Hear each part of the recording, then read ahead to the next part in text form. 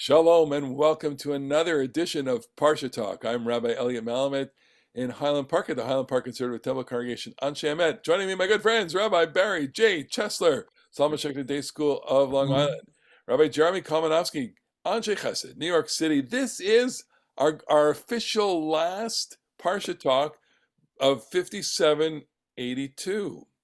The next time we'll be Parsha talking to you will be 57. It will be in the new year. And it's been a great year of Parsha Talk, another great year through the season. We're not finished Devarim, so we're going to talk about Nitzavim, our Parsha this week, which is, of course, an amazing Parsha. It doesn't lack for problems, one of which is the following. Okay, I'm going to pose this question to my beloved colleagues here. So, Atem Nitzavim Hayom Kulchem, you are standing here. This is Moses talking to Bnei Yisrael. The picture in all of our minds is that he's higher up, maybe on the ledge of a mountain. The people are below, and they're hearing him speak, and they are present. Okay, and he's just gone through this whole speech, and I can imagine people in front of him going. We've been in the synagogue business too long. Come on, Moses, wrap it up. And this is the wrap up of the speech. You are here today to go into this covenant, okay? And he mentions everybody here, from your wood haulers or wood cutters to your water haulers to go into this in this covenant. And then he makes this statement. I'm not only making this covenant with you, I'm doing it with the people who are here. The people who are standing here today, and I'm making this covenant with people who are not here. Okay. So my question to you is, this is Moab, we're 40 years after the Exodus of Egypt. Can you find the text in the book of Exodus when they receive the Torah at Mount Sinai that says that it's not with only you that we're making this covenant, but we're making with the people that are here and they're not here? So I'm cut to the chase. It never says that. It never says that at Mount Sinai, but it does say it here. And yet we have this overwhelming idea that all Jews, everyone destined to be a member of the Jewish people, anyone who's destined to join the Jewish people in one way or another was present at Sinai. That is Midrash. That is the rabbinic mythology of Sinai, and we accept that, and it's beautiful in its own way. But the Torah doesn't say that. What the Torah does say is that everybody who was destined to become part of this people was there. In other words, it's making a clear statement poetically that you and I, we were there. We were all there at Moab and not at Sinai. So I want to ask, does this make sense? Is this a compelling reading? And if so, what does it mean? Or maybe we'll take one step back, which is, what does it mean? So you are here. The people, I'm doing this covenant, making this covenant with the people who are here and the people who are not here. So Barry, you mentioned this, that you taught this, and the kids were saying, well, this is right. So I happened to mention this in Minyan this morning. We had a few extra minutes, and one of my students suggested that the people who are not here were the ancestors. Although I think most people understand it to be the descendants. But before you get too far afield answering the question you asked, I want to get to something that you didn't ask. And you're like a politician. You say what you want to say. Whatever the question is, you say what you want to say. Well, okay, so you're talking about the problems of Nitzavim. So the one of the crucial problems seems to be in the words of the first verse that you glossed over, which is Lifnei Adonai Elohecha. Okay. You're standing here in the presence of the Lord your God. Now, the God of the Torah is more of a local than a national God, shall we say. So where is God at this moment that the people are standing in this presence? They're outside the land, And for a good part of the Torah, God's locus is the land. So what makes this the presence of God? To even tighten that one up, typically, Lifnei Adonai Elohechem or Elohecha in Devarim especially means Makom Asher, the Shaken Shmoshem. Yet it typically means the Beit HaMikdash. And the very fact that at this climactic moment, it uses that location to not mean that, is like very interesting. That is a real interesting quote unquote problem or food for thought. So you raise the question, which is better, Sinai or Moab? And I think that we want to go with Moab because Moab is all about promise, right? They're right on the edge of the promised land. These are among the last words they're going to hear before they cross over. And you get that incipient excitement of about to fulfill your dream. Sinai, as we mentioned when we were talking before the show, is not altogether a success. It is marred by the episode of the golden calf, and though the people regroup, it leaves an imprint on the people that they have to carry with them for 40 years. And perhaps by the time they get to Moab, they've been able to turn away from that. Although, in this Parsha, the two things that stand out to me are the mention of the idea of having to love God with your whole heart and your entire being, and the concern that God has with turning aside to other gods, which is what the golden calf in some ways is about. So there's so much to unpack here because, what we're saying is that Sinai, Sinai was a bit of a failure. Moses smashed the first set of tablets. We have this lingering picture of the first set of tablets and the second set of tablets in the Aron, which was a remarkable, idea of that you're carrying around your failure with you. You're carrying around the broken covenant, the broken pieces, the sacred fragments, as Professor Neil Gilman Zichrono Livracha wrote the book about, and that in some ways you're remembering failure. And here you're about to enter the land, and maybe that's a terrible burden to have. I'm thinking as a person in the Bible. I'm not thinking as a rabbinic Jew. I'm thinking as, okay, so if the Torah is saying for all time that you stood there, you Elliot Malamed were at Moab, what does that mean? It means that you have to see. You're not really a Canadian. That's right. A Jordanian. I'm a Jordanian. You're going into the, you always have to see yourself, as if you're going into land. And so maybe, the Haggadah is doing a little bit of sleight of hand on us, because the Haggadah says, we have to present ourselves, we have to imagine ourselves as if we left Egypt. But the Torah is basically saying, in other words, that you were the person who you stood at Moab, because it says explicitly, I'm making this covenant with those who are here and those who aren't here, i.e. descendants, okay? The descendants. Everybody is here in this moment, because this action is so pivotal, it will change the course of history. Sinai, of course, changed the course of history, but in a different way, I'm struggling with this, because I'm seeing that the rabbis did something here, and they did it for a good reason. They located the origin of the whole halachic system at Sinai. That's what that's about, and that you were there.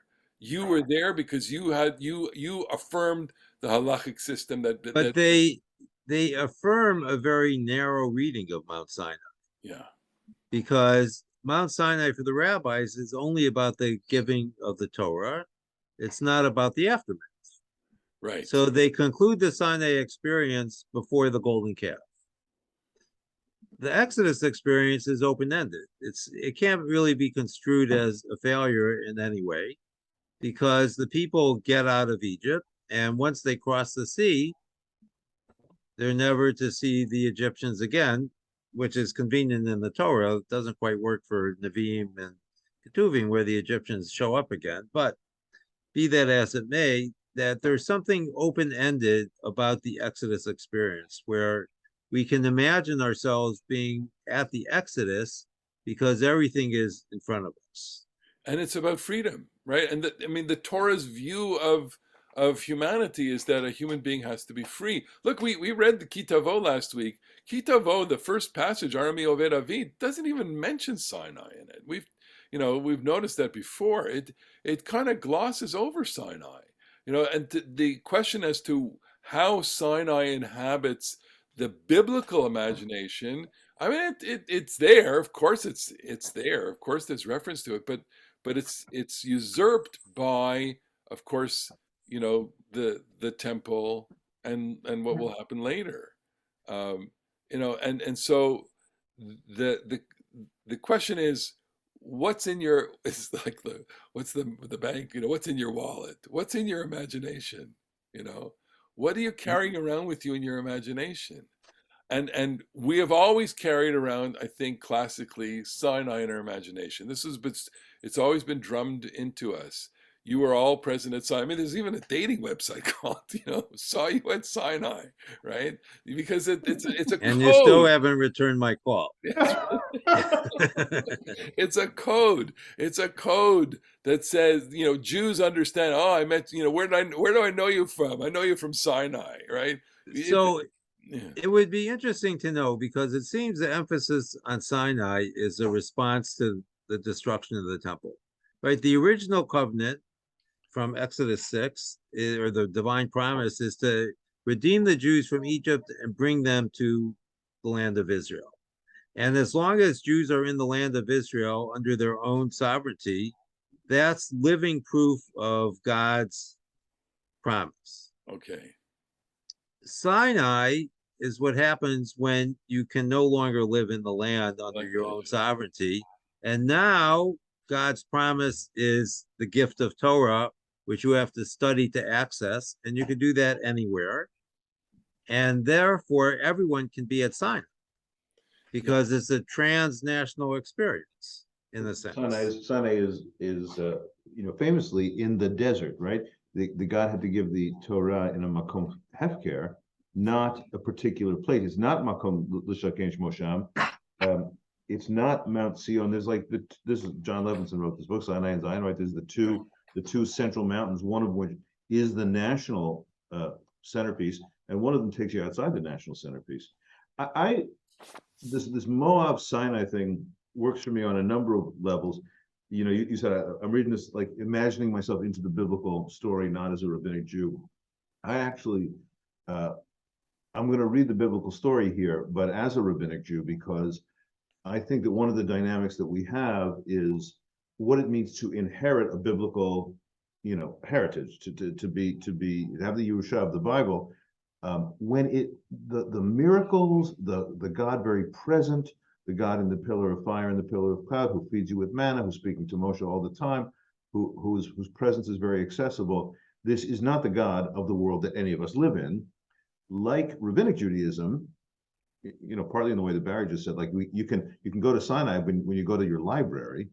Rabbinic Judaism makes that God present again, even in the absence. So I think that if I had to be in one of the two, if I had an all-powerful time machine, of course I would want to go to Sinai with Moshe Rabbeinu. But the power of this passage is Moshe saying to the people, you weren't physically there, but you were spiritually there. You're part of this covenant. It is ongoing. It's organic. It's through us. It's the people of the past, maybe as the Schechter student said this morning, but it's the people of the future. They're present here too. And I want to point out that Moshe says something in the very, very, very stirring poetic phrase in which he says, listen, this is not beyond you.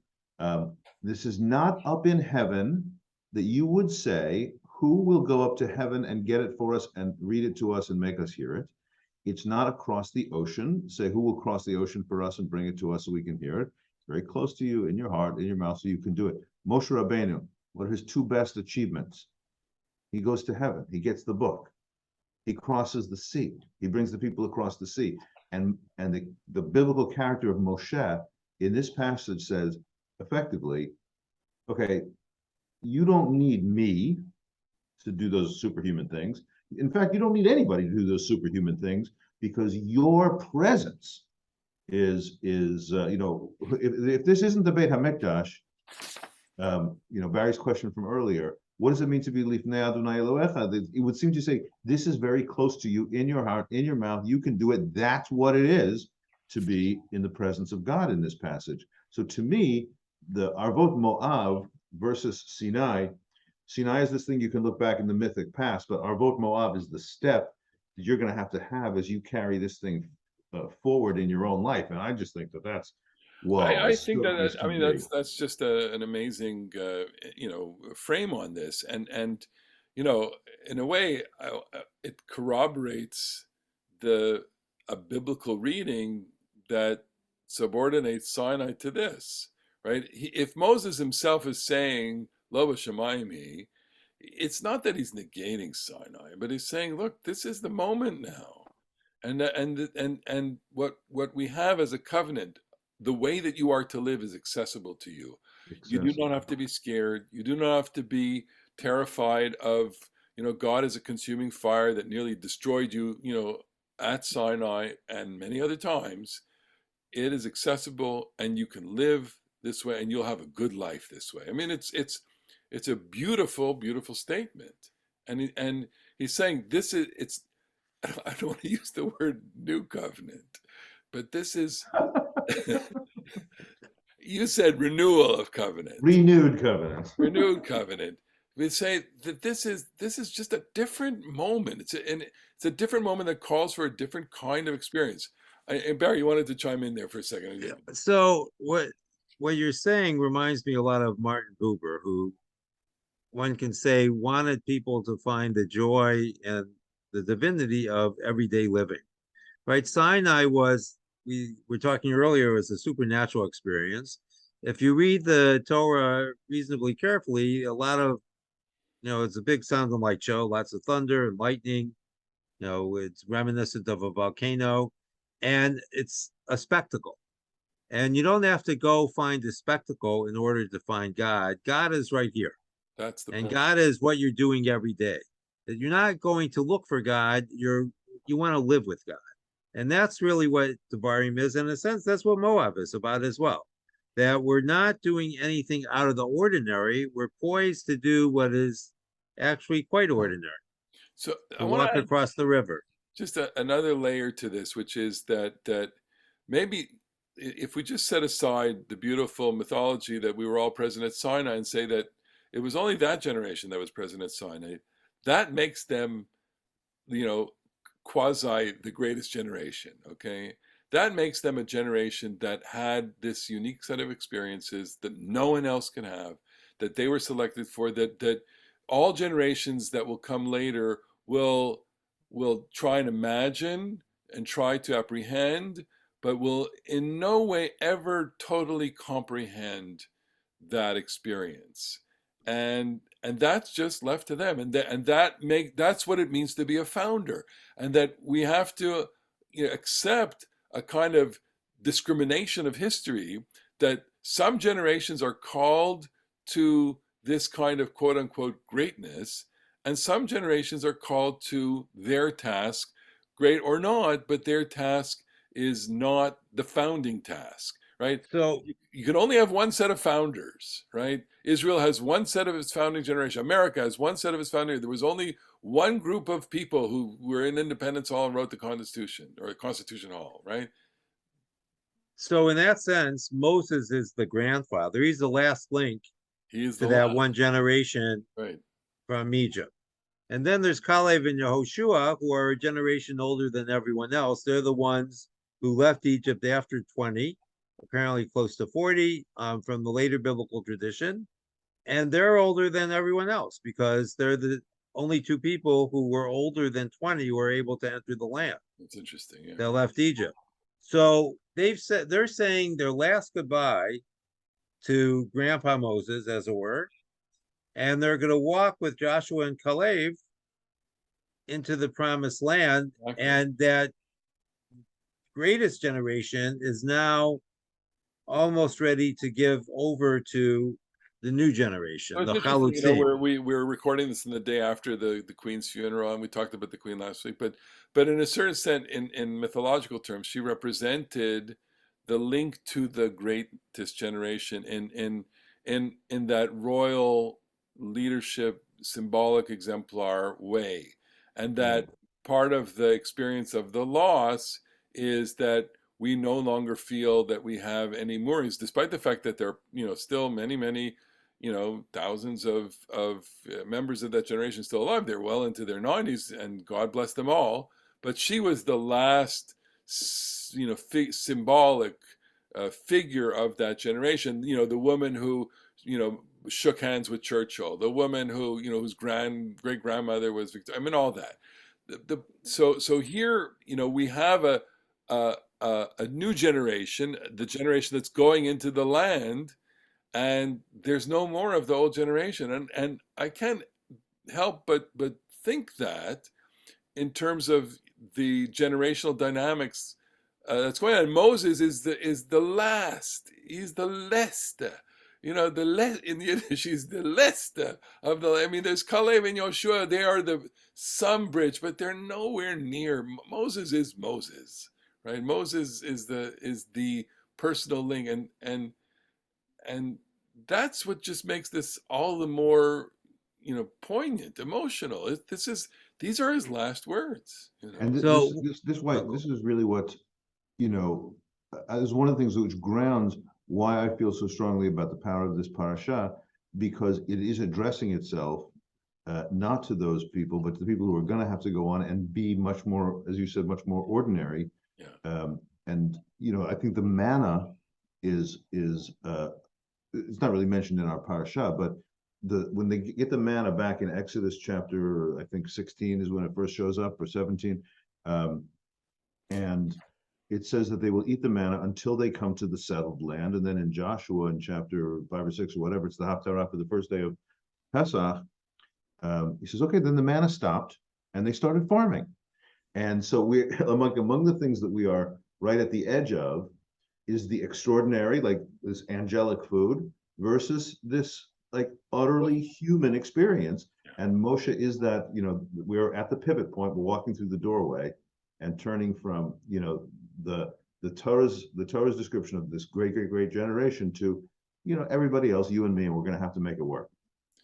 Okay, so his last words to the people are really important, and I mean, he has plenty of epilogue to come yet, the blessings and a whole poem, etc. But I think we can locate here the last basic frame of the Torah here, and you quoted it a little bit before, which is Haidoti v'chem hayom et hashamayim et haaretz. I call heaven and earth to witness. Hachayim v'amavet natati lefanecha. I've placed before you life and death.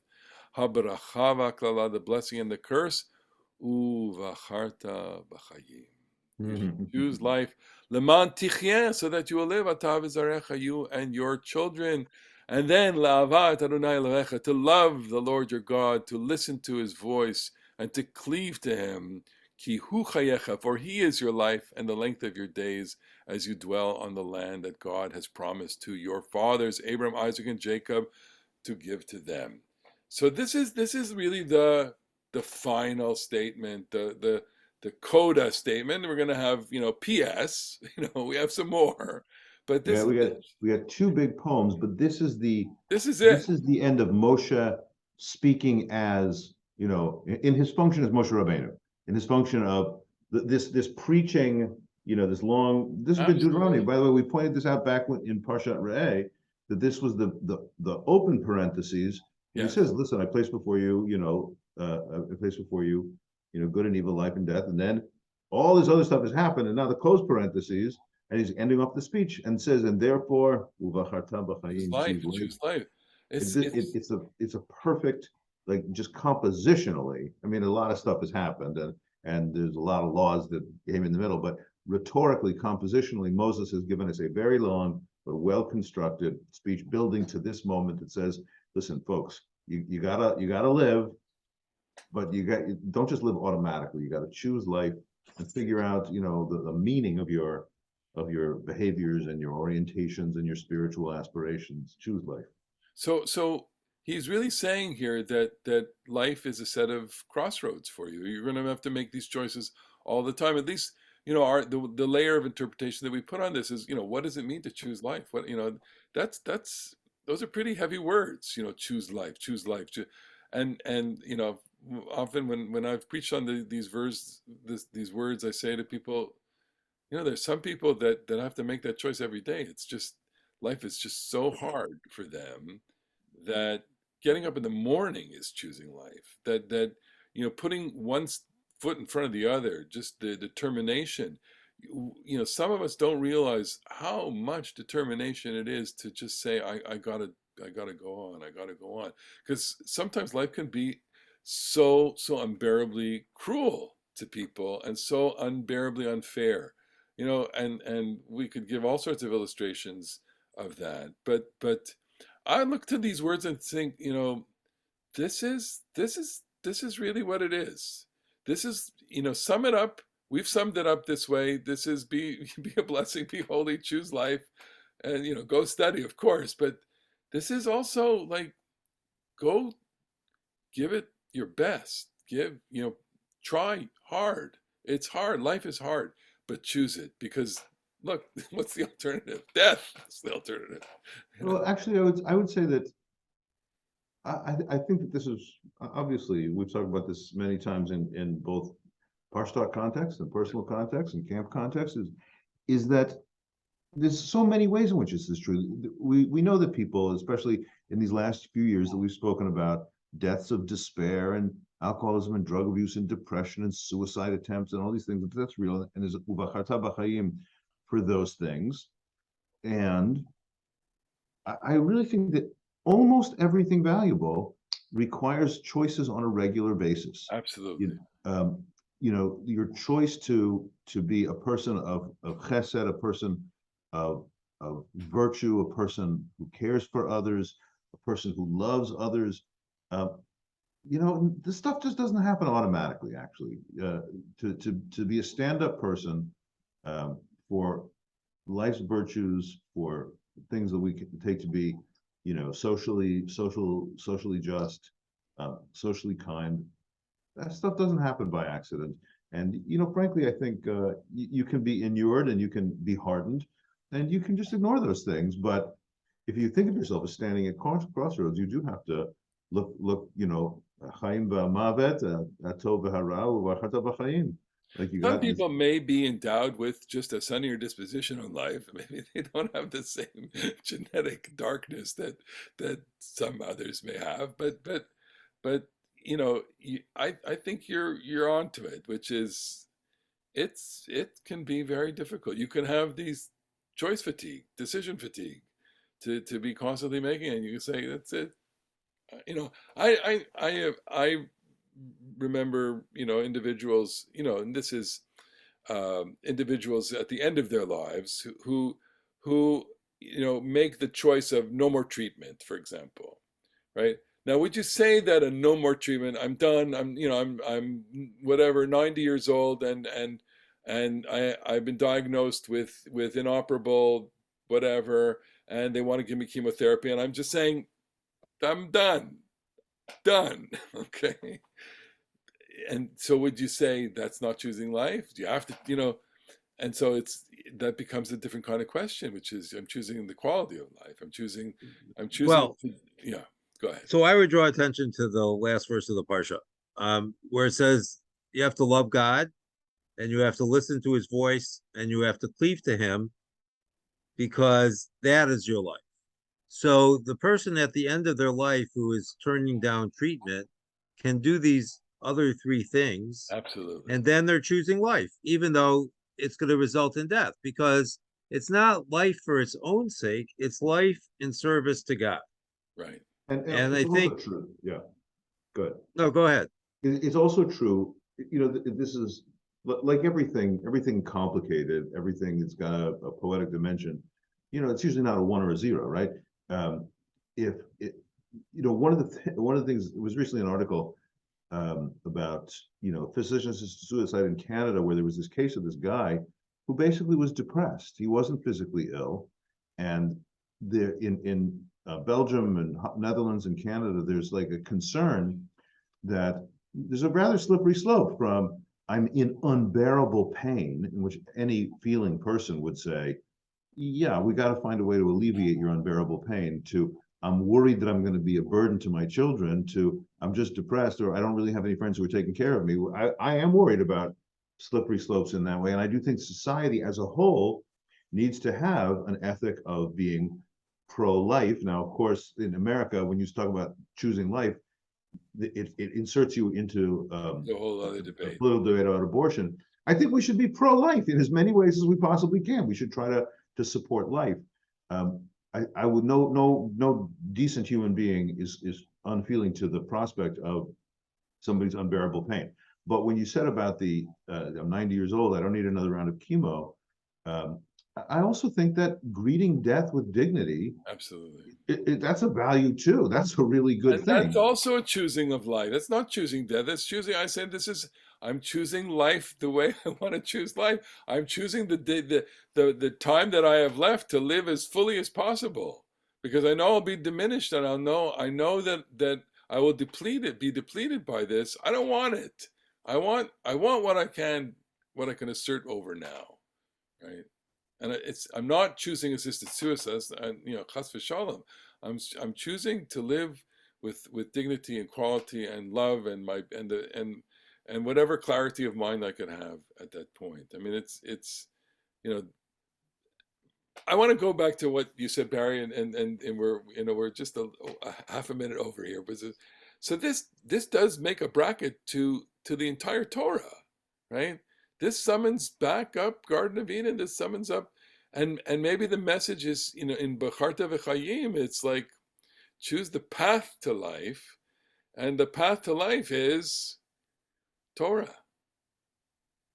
And what's the thread that links us back to creation here? What the derech eitz hachayim.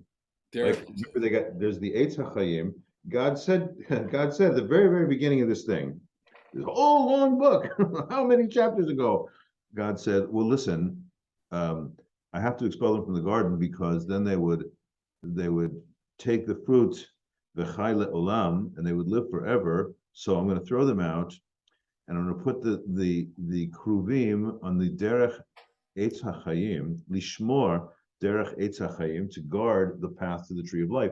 It seems like pshat, the meaning of to guard the way of the tree of life means to keep the people away because they've just been banished.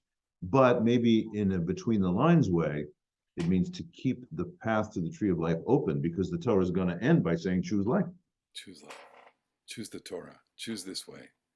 What a way to go into Very nicely said. the celebration of life. Now we're just going to pivot 2 seconds to Rosh Hashanah, because we won't have a Parasha Talk before Rosh Hashanah.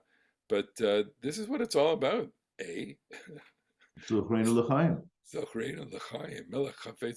God desires life. I mean, let's just, that's what God wants. God wants life, full life, in relationship, life in community, life together with God, and life, of course, in Torah, which, as you can see, gives us a lot of life here. So we are saying to everybody, first, have a beautiful, beautiful Shabbat. Last Shabbat of 5782. And let's be the first on the Parasha Talk here to wish all of our viewers and listeners a beautiful 5783. Shanah Tovah Mituka. Thank you so much for joining us. We look forward to seeing you in the next year. 5783. Shabbat Shalom and Shabbat Shalom.